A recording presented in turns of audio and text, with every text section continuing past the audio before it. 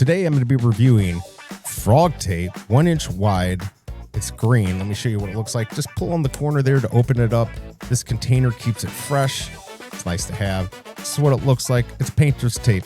It does really well. It worked. I had a door outside that I needed that had metal on the side and then glass windows.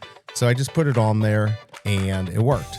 But you do need to take it off right away when you're done painting. You can leave it on a surface up to 21 days. They do say in direct sunlight, you have 7 days. So keep that in mind. It does many surfaces, walls, painted walls, glass, metal, not things like brick and porous, stuff like that. You will see on the bottom here, these little tabs. People say those are for like putting on a ladder or something like that if you're painting. It's not. It's just literally to keep this flat. So that's what it says on the website. This does real well on Amazon. It's got 4.7 stars. It's got over 8,000 ratings. And last month, September 2025, Amazon sold 7,000 of those. So it's really good stuff. This worked. So that's all that really mattered. It's not crazy expensive, so I got it. I hope this review helps, and I'll see you next time.